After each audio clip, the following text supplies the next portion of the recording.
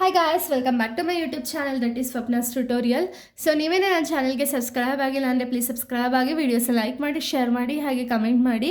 So ಈ ಒಂದು ವಿಡಿಯೋದಲ್ಲಿ ನಾನು ಸೆಕೆಂಡ್ ಸೆಮ್ BComನ ಹ್ಯೂಮನ್ ರಿಸೋರ್ಸ್ ಮ್ಯಾನೇಜ್ಮೆಂಟ್ ಅಂತ ಹೇಳಿ ಈ ಒಂದು ಸಬ್ಜೆಕ್ಟ್ನ ಎಕ್ಸ್ಪ್ಲೈನ್ ಮಾಡ್ತಿದ್ದೀನಿ. ಸೊ ನಾನು ಪ್ರೀವಿಯಸ್ ವಿಡಿಯೋದಲ್ಲಿ ನಾನು ಚಾಪ್ಟರ್ 2ನ ಪಾರ್ಟ್ 1 ವಿಡಿಯೋ ಆಲ್ರೆಡಿ ಅಪ್ಲೋಡ್ ಮಾಡಿದ್ದೀನಿ ಆ್ಯಂಡ್ ಚಾಪ್ಟರ್ 1 ಕಂಪ್ಲೀಟ್ ವಿಡಿಯೋನ ಆಲ್ರೆಡಿ ಅಪ್ಲೋಡ್ ಮಾಡಿದ್ದೀನಿ. ಸೊ ಯಾರೆಲ್ಲ ವೀಡಿಯೋಸ್ನ ನೋಡಿದ್ರು ಒಂದ್ಸರಿ ಡಿಸ್ಕ್ರಿಪ್ಷನಲ್ಲಿ ಇರುತ್ತೆ, ವೀಡಿಯೋಸ್ನ ನೋಡ್ಕೊಂಡು ಬಂದು ಈ ಒಂದು ವಿಡಿಯೋನ ನೋಡಿ, ಬಿಕಾಸ್ ನಿಮಗೆ ಕಂಟಿನ್ಯೂಷನ್ ಅನ್ನೋದು ಪ್ರಾಪರಾಗಿ ಸಿಗುತ್ತೆ ಅನ್ನೋ ರೀಸನಿಂದ. ಸೊ ಇಲ್ಲಿ ನಾನು ಪಾರ್ಟ್ 2ನ ಎಕ್ಸ್ಪ್ಲೈನ್ ಮಾಡ್ತಿದ್ದೀನಿ. ಸೊ ಪಾರ್ಟ್ 2 ಬಂದುಬಿಟ್ಟು ಚಾಪ್ಟರ್ 2ನ ಪಾರ್ಟ್ 2 ಆಗಿದೆ. So dynamics of employee management relationship ಅಂತ ಹೇಳಿ. ಸೊ ಇದರಲ್ಲಿ ನಾವು ನೆಕ್ಸ್ಟ್ ಟಾಪಿಕ್ ನಾವು ನೋಡೋದಾದರೆ ಟ್ಯಾಲೆಂಟ್ ಮ್ಯಾನೇಜ್ಮೆಂಟ್. ಸೊ ಟ್ಯಾಲೆಂಟ್ಸ್ ಅಂದರೆ ಏನಿಲ್ಲಿ ಎಂಪ್ಲಾಯೀಸ್ ಅಂತ ಹೇಳಿ ಅರ್ಥ, ಓಕೆನಾ. ಎಂಪ್ಲಾಯಿ ಮ್ಯಾನೇಜ್ಮೆಂಟ್ ಅಂತಲೇ ಹೇಳಿ ನಾವು ಹೇಳ್ಬೋದು. ಏನಿದು ಎಂಪ್ಲಾಯಿ ಮ್ಯಾನೇಜ್ಮೆಂಟ್ ಅಥವಾ ಟ್ಯಾಲೆಂಟ್ ಮ್ಯಾನೇಜ್ಮೆಂಟ್ ಅಂದರೆ it is a strategic approach to attract and develop retaining the best talent within the organization to achieve its objective. ಅಂದರೆ ಏನು ಅಂದರೆ ಇದೊಂದು ಸ್ಟ್ರಾಟಜಿಕ್ ಅಪ್ರೋಚ್ ಅಂತಲೇ ಹೇಳ್ಬೋದು. ಅಂದರೆ ಒಂದು ಆರ್ಗನೈಸೇಷನ್ನ ಒಂದು ಸ್ಟ್ರಾಟಜಿ. ಯಾಕೆ ಅಂದರೆ ಒಂದು ಎಂಪ್ಲಾಯಿನ ಅಟ್ರ್ಯಾಕ್ಟ್ ಮಾಡೋದು ಅಥವಾ ಎಂಪ್ಲಾಯಿನ ಡೆವಲಪ್ಮೆಂಟ್ ಮಾಡೋದು ಅಥವಾ ಇರೋ ಎಂಪ್ಲಾಯಿನ ರಿಟೈನ್ ಮಾಡೋದು. ಸೊ ಇದರಿಂದ ಏನಾಗುತ್ತೆ ಅಂದರೆ ಕಂಪನಿಲಿರುವಂಥ ಒಂದು ಬೆಸ್ಟ್ ಟ್ಯಾಲೆಂಟ್ ಏನಿದೆ ಅಥವಾ ಒಂದು ನ್ಯೂ ಟ್ಯಾಲೆಂಟ್ಸ್ ಯಾರು ಬೆಸ್ಟ್ ಇದ್ದಾರೋ ಅವ್ರನ್ನ ಅಟ್ರ್ಯಾಕ್ಟ್ ಮಾಡಿ ರಿಟೈನ್ ಮಾಡಿ ಕಂಪನಿಗೆ ಆರ್ಗನೈಸೇಷನಲ್ ಗೋಲ್ಸ್ನ ಅಚೀವ್ ಮಾಡೋದ್ರ ಕಡೆ ಹೆಲ್ಪ್ ಮಾಡುತ್ತೆ. ಸೊ ಅದಕ್ಕೆ ಟ್ಯಾಲೆಂಟ್ ಮ್ಯಾನೇಜ್ಮೆಂಟ್ ಅನ್ನೋದು ತುಂಬ ಇಂಪಾರ್ಟೆಂಟ್ ಆಗುತ್ತೆ. ಸೊ ಇದರ ಪ್ರಿನ್ಸಿಪಲ್ಸ್ನ ನಾವು ನೋಡೋದಾದರೆ ಅಲೈನ್ಮೆಂಟ್ ವಿತ್ ಆರ್ಗನೈಸೇಷನಲ್ ಗೋಲ್ಸ್ ಅಂದರೆ ಏನೋ ಆರ್ಗನೈಸೇಷನಲ್ ಗೋಲ್ಸ್ ಬಗ್ಗೆ ಅಂದರೆ ನಾನು ಆಗಲೇ ಹೇಳ್ದಂಗೆ ಆರ್ಗನೈಸೇಷನಲ್ ಗೋಲ್ಸ್ನ ರೀಚ್ ಮಾಡೋದಕ್ಕೆ ಇಂಪ್ರೂವ್ ಮಾಡುತ್ತೆ. Succession planning. ಸೊ ಸಕ್ಸೆಷನ್ ಪ್ಲ್ಯಾನಿಂಗಿಂದ ಇರೋ ಎಂಪ್ಲಾಯೀಸ್ ರಿಟೈನ್ ಆಗಿ ಒಂದು ಅಟ್ರ್ಯಾಕ್ಟ್ ಮಾಡೋದಕ್ಕೆ ಹೆಲ್ಪ್ ಮಾಡುತ್ತೆ. Next employee development and growth.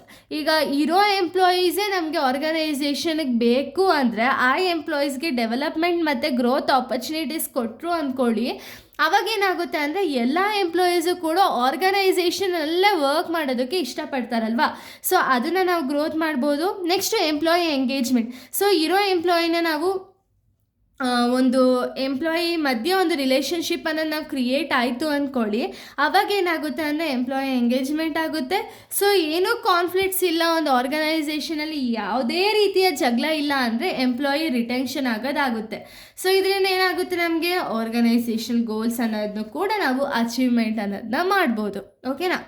So ಇವಾಗ ಟ್ಯಾಲೆಂಟ್ ಮ್ಯಾನೇಜ್ಮೆಂಟ್ ಪ್ರೋಸೆಸ್ನ ನಾವು ನೋಡೋದಾದರೆ ಫಸ್ಟ್ ಒಂದು ವರ್ಕ್ ಪ್ಲೇಸ್ ಪ್ಲಾನಿಂಗ್. ಇವಾಗ ಯಾವುದೋ ಒಂದು ಕೆಲಸ ಖಾಲಿ ಇದೆ ಅಂದ್ಕೊಳ್ಳಿ, ABC ಕಂಪ್ನೀಲಿ ಅವರು ಪ್ಲ್ಯಾನ್ ಮಾಡ್ತಾರೆ ಯಾವ ರೀತಿ ಟ್ಯಾಲೆಂಟ್ಸ್ನ ನಾವು ಅಟ್ರ್ಯಾಕ್ಟ್ ಮಾಡಬೇಕು ಅಂತ ಹೇಳಿ ಅವರು ಫಸ್ಟೇ ಪ್ಲ್ಯಾನ್ ಮಾಡ್ತಾರೆ. ನೆಕ್ಸ್ಟ್ ಟ್ಯಾಲೆಂಟ್ ಅಕ್ವಿಸೇಷನ್ ಅಂದರೆ ಏನು ಅಂದರೆ ಟ್ಯಾಲೆಂಟ್ನ ಅಪಾಯಿಂಟ್ ಮಾಡ್ಕೊಳ್ಳೋದು, ಅಕ್ವೈರ್ ಮಾಡ್ಕೊಳ್ಳೋದು, ಓಕೆನಾ. ಸೊ ಇವ್ರು ಬೇಕಾದ್ರೆ ಇರೋ ಟ್ಯಾಲೆಂಟ್ಸ್ನೇ ಇಂಟರ್ನಲ್ ಟ್ಯಾಲೆಂಟ್ಸ್ನೇ ತೊಗೋಬೋದು ಅಥವಾ ಎಕ್ಸ್ಟರ್ನಲ್ ಟ್ಯಾಲೆಂಟ್ಸ್ ಮೂರ ಹೋಗ್ಬೋದು. ಅಂದರೆ ಜಾಬ್ ಫೇಸ್ ಆಗಿರ್ಬೋದು, ಇಂಟರ್ವ್ಯೂಸ್ ಆಗಿರ್ಬೋದು, ಈ ಮುಖಾಂತರ ಆಡಿಯನ್ಸ್ನ ಸೋರ್ಸಸ್ ಮಾಡ್ತಾರೆ, ಟ್ಯಾಲೆಂಟ್ಸ್ನ ಸೋರ್ಸಸ್ ಮಾಡ್ತಾರೆ. ನೆಕ್ಸ್ಟ್ ಪರ್ಫಾರ್ಮೆನ್ಸ್ ಪರ್ಫಾರ್ಮೆನ್ಸ್ನ ಮ್ಯಾನೇಜ್ಮೆಂಟ್ ಅನ್ನೋದನ್ನ ಮಾಡ್ತಾರೆ. ಅವರು ಈಗ ನ್ಯೂ ಟ್ಯಾಲೆಂಟ್ಸ್ನ ಏನಾದ್ರು ತೊಗೊಂಡ್ರು ಅಂದ್ಕೊಳ್ಳಿ, ಅವ್ರಿಗೆ ಲರ್ನಿಂಗ್ ಆ್ಯಂಡ್ ಡೆವಲಪ್ಮೆಂಟ್ ಪ್ರೋಗ್ರಾಮ್ಸ್ ಅನ್ನೋದನ್ನ ಕಂಡಕ್ಟ್ ಮಾಡ್ತಾರೆ. ಯಾಕೆ ಅಂದರೆ ಅಲ್ಲಿವರೆಗೂ ಟ್ಯಾಲೆಂಟ್ಸ್ಗೆ ಇವಾಗ ನಮಗೆ ಅಂದ್ಕೊಳ್ಳಿ, ನಾವು ಕೆಲಸಕ್ಕೆ ಹೋಗೋವರೆಗೂ ನಮಗೆ ಯಾವುದೇ ರೀತಿಯ ಪ್ರಾಕ್ಟಿಕಲ್ ಎಕ್ಸ್ಪೀರಿಯನ್ಸ್ ಇರಲ್ಲ.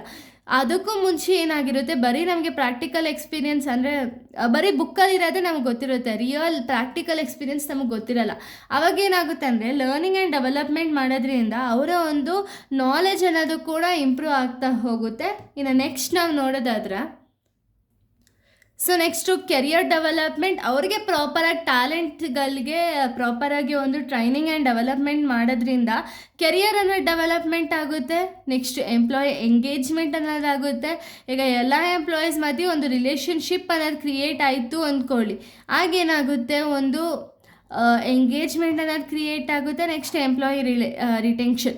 ಈ ರಿಲೇಷನ್ಶಿಪ್ ಅನ್ನೋದು ಏನಾದ್ರು ಪ್ರಾಪರಾಗಿತ್ತು ಅಂದರೆ ಇರೋ ಎಂಪ್ಲಾಯೀಸ್ ಆರ್ಗನೈಸೇಷನಲ್ಲೇ ಇರ್ತಾರೆ ಹೊರತು ಬೇರೆ ಕಡೆ ಹೋಗಲ್ಲ, ಓಕೆನಾ. ಇಷ್ಟು ಕೂಡ ಈ ಒಂದು ವಿಡಿಯೋ ಆಗಿದೆ, ಟ್ಯಾಲೆಂಟ್ ಮ್ಯಾನೇಜ್ಮೆಂಟ್ ಬಗ್ಗೆ ವಿಡಿಯೋ ಆಗಿದೆ. ಇನ್ನು ನೆಕ್ಸ್ಟ್ ವಿಡಿಯೋದಲ್ಲಿ ನಾನು ಬೇರೆ ಒಂದು ಟಾಪಿಕ್ನ ಎಕ್ಸ್ಪ್ಲೈನ್ ಮಾಡ್ತೀನಿ. So thank you guys, thanks for watching.